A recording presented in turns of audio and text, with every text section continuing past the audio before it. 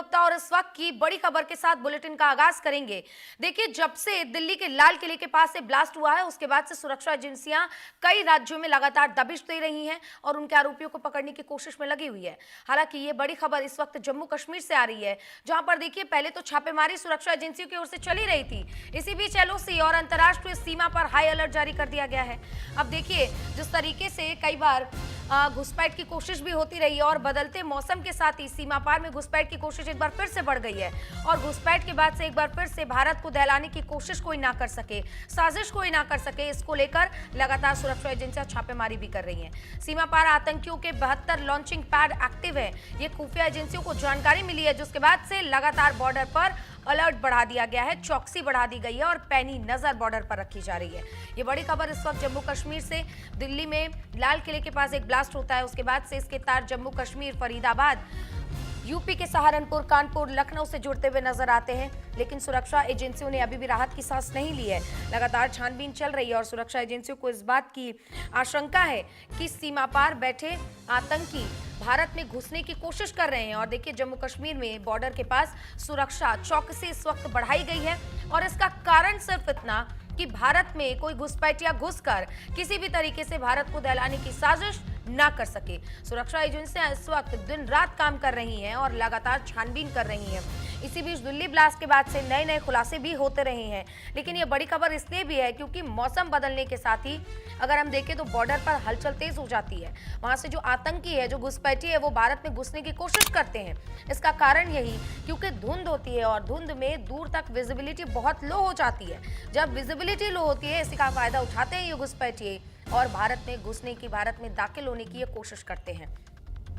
कारण यही है कि बॉर्डर इलाके में इस वक्त चौकसी बढ़ाई गई है। सुरक्षा के जो जवान हैं वो तैनात किए गए हैं और चप्पे चप्पे पर नजर रखी जा रही है और पैनी नजर रखी जा रही है। साफ तौर पर जम्मू कश्मीर का वो बॉर्डर इलाका, LOC, line of actual control जो है, उसको लेकर ये पूरी इंफॉर्मेशन जो आ रही है सामने कि लाइन ऑफ कंट्रोल के बाहर, जो कि सीमा पाकिस्तान से लगता है, उसकी चौकसी की जा रही है, पैनी नजर उस पर रखी जा रही है ताकि कोई भी घुसपैठिया भारत में दाखिल ना हो सके।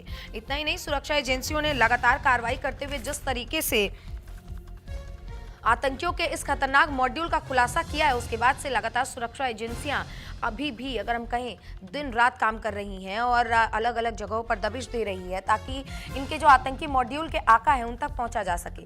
रोज रोज नए नए खुलासे हो रहे हैं। इसी बीच ये बड़ी खबर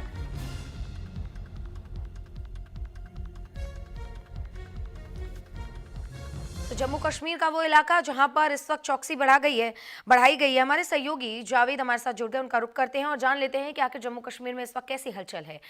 जावेद, क्योंकि दिल्ली में ब्लास्ट होता है जिसके तार जम्मू कश्मीर से भी जुड़ते हैं और अब बदलते मौसम में घुसपैठियों का एक बार फिर से भारत में दाखिल होने का ये जो खतरा है वो बढ़ चला है, ऐसे में सुरक्षा एजेंसियों की ओर से क्या एहतियातन कदम उठाए जा रहे हैं? देखिए, बिल्कुल मैं आपको बताऊंगा, इंटरनेशनल बॉर्डर के साथ साथ एलओसी पे भी जो है चौकसी बढ़ा दी गई है। चाहे आर्मी, बीएसएफ के जवानों को तैनात किया गया। हालांकि बीएसएफ और आर्मी पहले से ही इन जगहों पे तैनात होते हैं, दिन रात 24 घंटे वहां पे तैनात रहते हैं, क्योंकि अब जो है मौसम बदलने वाला है। अभी सर्दी का मौसम है, भीषण सर्दी है जम्मू कश्मीर में। इस साल जो है सर्दी ने कई सालों की रिकॉर्ड भी तोड़ दी है। तो इस सर्दी के बावजूद भी जवान जो है वहां पे तैनात रहते हैं। हालांकि जब से पहलगाम अटैक के बाद दिल्ली अटैक हुआ है, तो उसके बाद अब ऐसा लगता है कि चौकसी और बढ़ा दी गई है इंटरनेशनल बॉर्डर के साथ साथ एलओसी।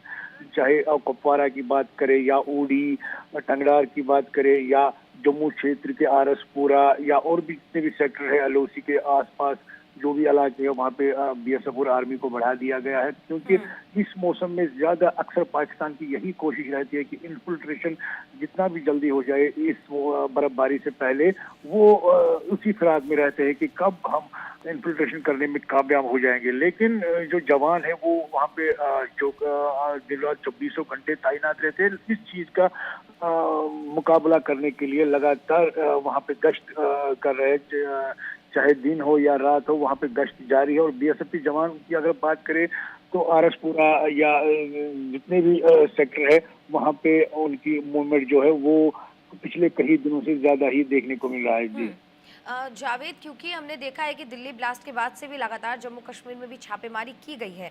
अब ऐसे में सुरक्षा एजेंसियों को इस बात की आशंका है कि घुसपैठ हो सकती है। इधर भारत में भी घुसपैठ का एक मुद्दा उठ रहा है जिसको राजनीति से भी जोड़ा जा रहा है। ऐसे में ये जो सुरक्षा एजेंसियां कार्रवाई कर रही हैं और जिस तरीके से हम देख रहे हैं, हमारे पास जो आपने विजुअल्स मुहैया करवाए उसमें भी हम देख रहे हैं कि सुरक्षा एजेंसियां अलग अलग जगहों पर दबिश भी दे रही हैं, धरपकड़ के लिए भी। ऐसे में वहाँ के जो मददगार हैं, अगर हम कहें आतंकियों को पनाह देने वाले लोग हैं, क्या ये कार्रवाई उन पर भी हो रही है?